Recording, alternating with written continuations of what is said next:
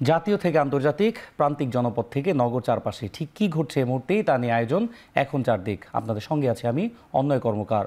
দক্ষিণ কোরিয়ার মুয়ান আন্তর্জাতিক বিমানবন্দরে 181 আরোহী নিয়ে বিমান বিধ্বস্তের ঘটনায় 2 ক্রু বাদে বাকি সবাই নিহত হয়েছেন বলে আশঙ্কা করছে দেশটির সংবাদ সংস্থা ইয়োনহাপ।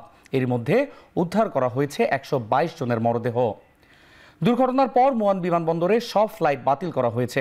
ইয়োনহাপের প্রতিবেদন বলছে, রোববারের থাইল্যান্ডের ব্যাংকক থেকে ছেড়ে আসা জেজু এয়ারের একটি বিমান অবতরণের সময় রানওয়ে থেকে ছিটকে একটি দেয়ালে আছড়ে পড়লে এটি বিধ্বস্ত হয়ে আগুন ধরে যায়। বিমানটিতে 175 যাত্রী ও 6 ক্রু ছিলেন বলে জানা গেছে। স্থানীয় সংবাদ মাধ্যমের দাবি, শুরুতে বিমানের পেট বা মাঝামাঝি অংশে আগুন লাগে, পরবর্তীতে তা বিমানের বাকি অংশে ছড়িয়ে পড়ে। এই দুর্ঘটনার কারণ অনুসন্ধানে সর্বোচ্চ গুরুত্বারোপের নির্দেশ দেওয়ার পাশাপাশি দুর্গতদের পাশে থাকার অঙ্গীকার করেছেন দেশটির ভারপ্রাপ্ত প্রেসিডেন্ট চো সেং মক। পরিবহন মন্ত্রণালয়ের ব্রিফিং থেকে সিএনএন জানায়, বিমানটির ব্ল্যাক বক্স উদ্ধারের কাজ শুরু হয়েছে। এরই মধ্যে মৃত যাত্রীদের দেহাবশেষ সংগ্রহ করেছে উদ্ধারকারী দলটি। দক্ষিণ কোরীয় সেনাবাহিনীর তথ্য বলছে, পুলিশ, কোস্টগার্ড ও সেনা সদস্যদের 700 জনের একটি দল ঘটনাস্থলে কাজ করছে। মরদেহ শনাক্তে জেজু এয়ারলাইন্সের কাছে প্রয়োজনীয় নথি চেয়েছে মুয়ানের দমকল বিভাগ। বলা হচ্ছে, গেল 3 দশকে এমন ভয়াবহ দুর্ঘটনা দেখেনি দেশটির জনগণ। 31 ডিসেম্বর জুলাই প্রোক্লেমেশন হবে আগামীর বাংলাদেশের দলিল। এই প্রোক্লেমেশন কোনো দলের নয়, এটা দল মত নির্বিশেষে সবার। বাংলা মোটরে সংগঠনের কেন্দ্রীয় কার্যালয়ে বৈষম্য বিরোধী ছাত্র আন্দোলনের নেতারা এ কথা জানান।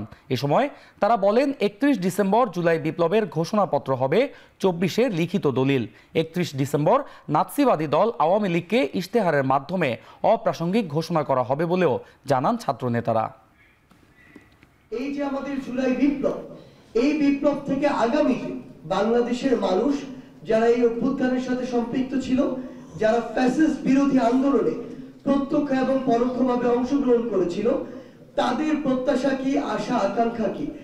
আমরা আমাদের জায়গা থেকে মনে করি এই সামগ্রিক বিষয়গুলো, আমাদের এই জুলাই বিপ্লবের সামগ্রিক বিষয়গুলো একটি ঘোষণাপত্রের লিখিতভাবে লিপিবদ্ধ থাকা প্রয়োজন। আমাদের যে গণ আকাঙ্ক্ষা যে আমাদের তৈরি হয়েছে অভ্যুত্থানকে ঘিরে, এবং মানুষ যে স্বপ্নে এই 72-এর সংবিধানের বিপরীতে গিয়ে মানুষ যে রাস্তায় নেমে এসেছে, সেটির প্রাতিষ্ঠানিক দালিলিক স্বীকৃতি ঘোষণা করার জন্য আমরা 31 ডিসেম্বর 2024 বেলা 3 ঘটিকায় ছাত্র জনতার উপস্থিতিতে শহীদ মিনার থেকে, যেখান থেকে আমাদের এক দফা ঘোষণা করা হয়েছে, ঠিক সেই জায়গা থেকে আমরা আমাদের প্রক্লেমেশন অফ জুলাই রেভলিউশন আমরা ঘোষণা করব। ভারতের সাথে সম্পর্ক উন্নয়ন করতে চাচ্ছে সরকার, তবে ভারতের পাশাপাশি দেশের ভেতরেই কেউ কেউ ঘোলা পানিতে মাছ শিকার করতে চাচ্ছে বলে অভিযোগ করেছেন বিএনপির সিনিয়র যুগ্ম মহাসচিব অ্যাডভোকেট রুহুল কবির রিজভী। সকালে বাংলাদেশ জাতীয়তাবাদী রিকশা, ভ্যান ও অটো চালক দলের আয়োজনে শহীদ রাষ্ট্রপতি জিয়াউর রহমানের সমাধিতে শ্রদ্ধা জানানোর পর তিনি সাংবাদিকদের এই কথা বলেন। 5 আগস্ট পরে একটি দল ইসলামী ব্যাংক দখল করেছেন, টেন্ডারবাজি সহ বিভিন্ন আত্মসাতের সাথেও তারা জড়িত বলে অভিযোগ করেন তিনি। এ সময় তিনি আরও বলেন, নতুন বছরে জনগণের প্রত্যাশা হলো ভোটাধিকার ফিরে পাওয়া এবং নির্বাচনের মাধ্যমে গণতন্ত্র ফিরিয়ে আনা।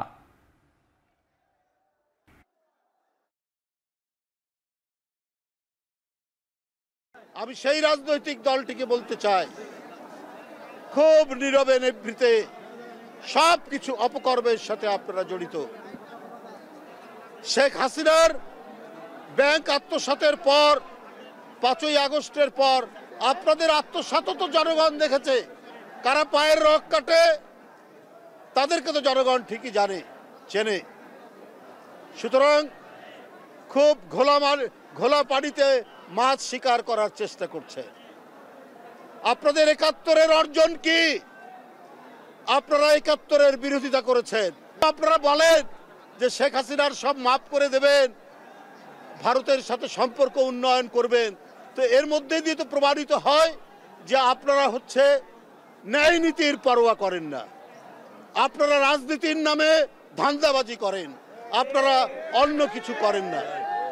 সচিবালয়ে স্বরাষ্ট্র মন্ত্রণালয়ের সঙ্গে বৈঠকে বসেছেন গণমাধ্যম কর্মীরা। এ বিষয়ে বিস্তারিত জানাতে যুক্ত হচ্ছেন সহকর্মী হাসিব বিল্লাহ। চলে যাচ্ছি তার কাছে। হাসিব, আগুনের ঘটনার পর সচিবালয়ে প্রবেশে যে কড়াকড়ি আরোপ করা হয়েছে সে বিষয়ে গণমাধ্যম কর্মীদের নতুন কার্ড সংগ্রহের প্রক্রিয়া আজ শুরু হবে বলে আমরা জানতে পেরেছি। এই বিষয়ে বিস্তারিত জানাবেন।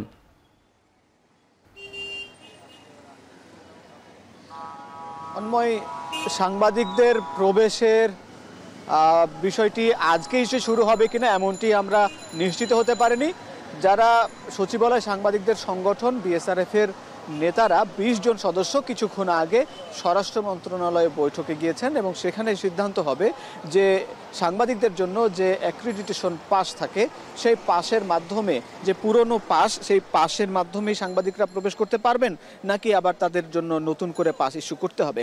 আপনাকে জানিয়ে রাখি যে সাংবাদিকরা নিয়মিতই এই সচিবালয়ের সংবাদ সংগ্রহ করেন, কিন্তু তাদেরকে যে অ্যাক্রিডিটেশন কার্ড দেওয়া হয় সেই কার্ড প্রায় কয়েক হাজার কার্ড এই সাংবাদিকদের ছড়িয়ে ছিটিয়ে আছে বিভিন্ন জায়গায়। অনেকে যারা সাংবাদিক নয় এবং বিভিন্ন ভুইফোট, তাদেরও অনেকেই সে পাস ব্যবহার করে প্রবেশ করেন। এই জন্য আসলে তাদের নিয়ন্ত্রণ এবং এই যে তদন্ত কাজ পরিচালনার যে নিরাপত্তার স্বার্থে মূলত সাংবাদিকদের জন্য এই কড়াকড়ি আরোপ করা হয়েছে। এই যে এবং শুধু সাংবাদিকদের জন্য নয়, একই সঙ্গে যারা সাধারণ দর্শনার্থী, যারা সচিবালয়ে বিভিন্ন দাপ্তরিক কাজে দেশের বাইরে থেকে বিভিন্ন স্থান থেকে এই সচিবালয়ে আসেন, তাদের ক্ষেত্রেও এই কড়াকড়ি আরোপ করা হয়েছে। এই জন্য অস্থায়ী পাস আপাতত দেয়া হচ্ছে না। অস্থায়ী পাস নেয়ার জন্য স্বরাষ্ট্র মন্ত্রণালয় ডিএমপির ক্রাইম ইউনিট থেকে অস্থায়ী পাস সংগ্রহের জন্য বলা হয়েছে। যদিও সে কার্যক্রমটি আজকে এখনও শুরু হয়নি আমরা যতটুকু জানতে পেরেছি। তবে সচিবালয়ের কর্মকর্তা ছাড়া যাদের সঙ্গে মিটিং আছে, বৈঠক আছে, তাদের সেই মিটিংয়ের তথ্য পরিদর্শন করে তারা ভিতরে প্রবেশ করতে পারছেন। আপনাকে জানিয়ে রাখি যে শুধুমাত্র সচিব এবং উপদেষ্টা ছাড়া কোনো গাড়ি সচিবালয়ের ভিতরে প্রবেশ করতে পারছে না। এক্ষেত্রে উপসচিব, যুগ্ম সচিব, অতিরিক্ত সচিব সহ এছাড়া আরও অন্যান্যদের গাড়ি বা যানবাহন সেগুলো সচিবালয়ের বাইরে অবস্থান করছে এবং তারা গাড়ি থেকে পায়ে হেঁটে ভিতরে প্রবেশ করছেন। এবং একটি বিষয় জানিয়ে রাখি যে সচিবালয়ের যে অগ্নিকাণ্ডের ঘটনায় 5টি মন্ত্রণালয় যে ক্ষতিগ্রস্ত হয়েছে, সেই 5টি মন্ত্রণালয় সেখানে কার্যালয় অফিস করতে পারছেন না, অন্য জায়গায় অফিস করছেন। বিশেষ করে এলজিআরডি মন্ত্রণালয়ে, নগর ভবন দক্ষিণে, তথ্য মন্ত্রণালয়ে ডাক টেলি যোগাযোগের কর্মকর্তারা এবং সড়ক পরিবহনের কর্মকর্তারা রেল ভবনে এবং শ্রম মন্ত্রণালয়ের কর্মকর্তারা শ্রম ভবনে অফিস করছেন। তবে শিগগিরই হয়তো পাশের বিষয়গুলো আরও সহজ করা হবে এবং একই সঙ্গে তদন্ত কাজ আজকে চলছে এবং এই তদন্তের প্রাথমিক প্রতিবেদন আজ বা কালের মধ্যে পাওয়া যাবে এমনটা আশা করা যাচ্ছে। এই ছিল অন্ময় সচিবালয়ের সামনে থেকে সবশেষ খবর। সকল সুযোগ সুবিধা বৃদ্ধি সহ নবম গ্রেডের সাথে উৎসব ভাতা প্রদান অথবা 50,000 টাকার ভাতার দাবিতে রাজধানীর শাহবাগ মোড় অবরোধ করে বিক্ষোভ করছেন পোস্ট গ্র্যাজুয়েট প্রাইভেট ট্রেনি চিকিৎসকরা। সেই খবর জানাতে সেখান থেকে যুক্ত হচ্ছেন ফারহান ইহসান। ফারহান, বিক্ষোভ ও সড়ক অবরোধের কারণে যান চলাচলের কি পরিস্থিতি?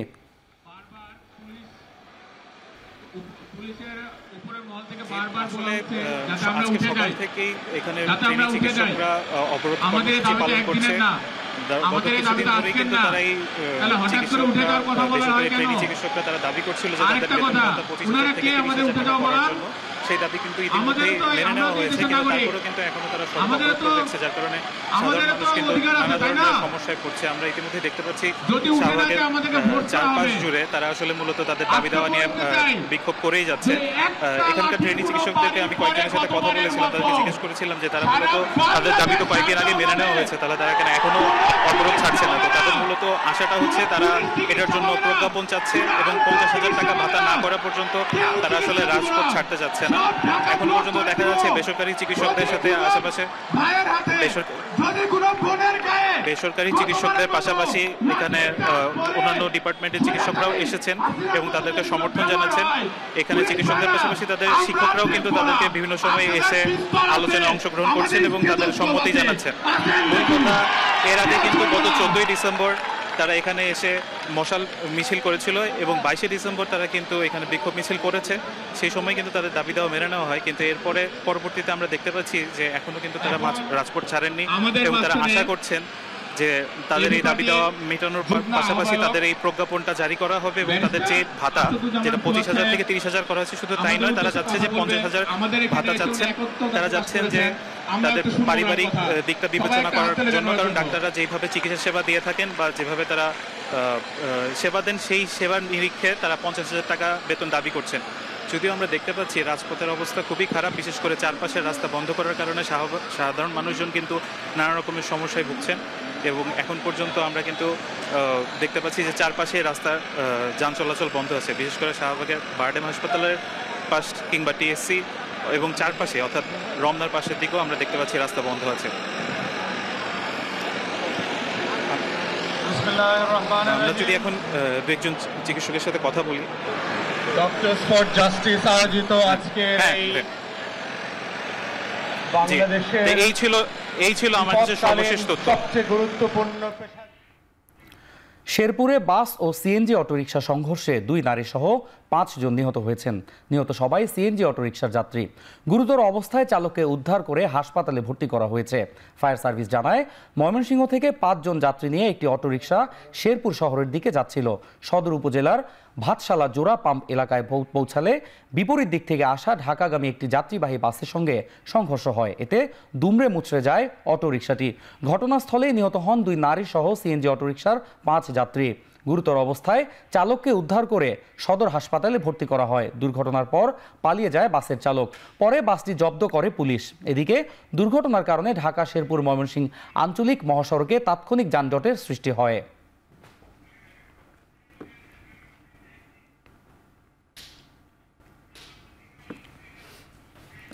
শনিবার ফিলিস্তিনের গাজায় ইসরায়েলি হামলায় আরও 48 জনের প্রাণহানি হয়েছে। উপত্যকাটির উত্তরাঞ্চলে অভিযানের তীব্রতা বাড়িয়েছে নেতানিয়াহু বাহিনী। এছাড়া গাজার উত্তরাঞ্চল থেকে পশ্চিম তীরে 2টি রকেট ছোড়া হয়েছে এমন অভিযোগ তুলে বেইত হানুন এলাকা থেকে ফিলিস্তিনিদের সরে যাওয়ার নির্দেশ দিয়েছে ইসরায়েলি প্রতিরক্ষা বাহিনী। এদিকে কোনো ধরনের সতর্কতা ছাড়া কামাল আদওয়ান হাসপাতালে ইসরায়েলি অভিযানের তীব্র সমালোচনা করেছে বিশ্ব স্বাস্থ্য সংস্থা। বিশেষ করে হাসপাতালের পরিচালক এখনও নিখোঁজ থাকায় উদ্বেগ জানাচ্ছে মানবাধিকার সংস্থা। অন্যদিকে ইসরায়েলের নাভাতিম বিমান ঘাঁটিতে প্যালেস্টাইন টু ব্যালিস্টিক মিসাইল হামলার দাবি ইয়েমেনের হুথি বিদ্রোহীদের। চট্টগ্রাম বিশ্ববিদ্যালয়ের শাটল ট্রেনে দুর্বৃত্তের হামলায় 2 শিক্ষার্থী আহত হয়েছেন। একজনকে উদ্ধার করে চট্টগ্রাম মেডিকেলে ভর্তি করা হয়েছে। এ বিষয়ে জানাতে মেডিকেল থেকে যুক্ত হচ্ছেন সহকর্মী কাজী মাহফুজ। মাহফুজ, হামলার ঘটনার বিস্তারিত কিছু জানতে পেরেছেন কিনা আমাদেরকে জানাবেন। অন্য একটু আগে আমি চট্টগ্রাম বিশ্ববিদ্যালয়ের প্রক্টরের সাথে কথা বলেছি। তার ভাষ্য অনুযায়ী সকাল 10টা 20 মিনিটে চট্টগ্রাম 16 শহর রেল স্টেশন থেকে বিশ্ববিদ্যালয়গামী যে ট্রেন, সেই ট্রেনে করে মূলত ওই 2 শিক্ষার্থী ক্যাম্পাসে যাচ্ছিলেন। তবে তারা যেই বগিতে ছিলেন ওই বগিতে অন্য কোনো যাত্রী ছিল না, যার কারণে এই সুযোগটি নিয়েছে ছিনতাইকারীরা। বেশ কয়েকজন ছিনতাইকারী মুখোশ পরে মূলত সেই বগিতে উঠে এবং ট্রেন চলা অবস্থায় মূলত তাদের উপরে এই হামলাটা করে। আমরা যতটুকু জানতে পেরেছি, ওই শিক্ষার্থী যে ছেলে, সে ইংরেজি বর্ষের শিক্ষার্থী, ইংরেজি বিভাগের শিক্ষার্থী এবং তার পকেটে 8,000 টাকা ছিল। সেই টাকাটি ওই ছিনতাইকারীরা ছিনিয়ে নেয়।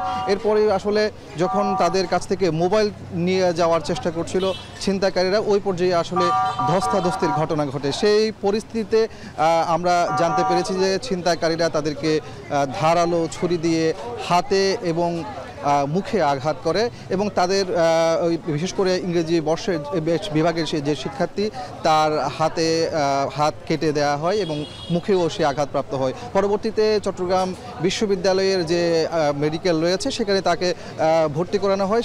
সেই জায়গাতে তার রক্ত বন্ধ করে পরবর্তীতে বিশ্ববিদ্যালয় কর্তৃপক্ষ তাকে চট্টগ্রাম মেডিকেল কলেজ হাসপাতালে ভর্তি করিয়েছে। তবে সে শঙ্কামুক্ত, তারা আমাদেরকে এমনটি জানিয়েছেন।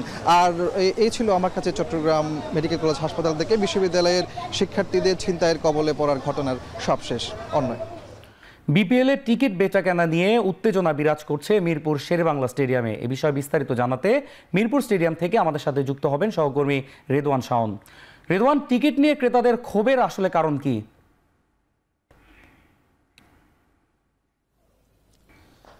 ধন্যবাদ। আসলে বিপিএল এর 11তম আসরকে প্রথম থেকেই বলা হয়েছে দর্শক বান্ধব বিপিএল, কিন্তু বিপিএল এর শুরুটা যেভাবে হলো এটা হয়তো বাংলাদেশ ক্রিকেটের জন্যই আসলে শুভকর নয়।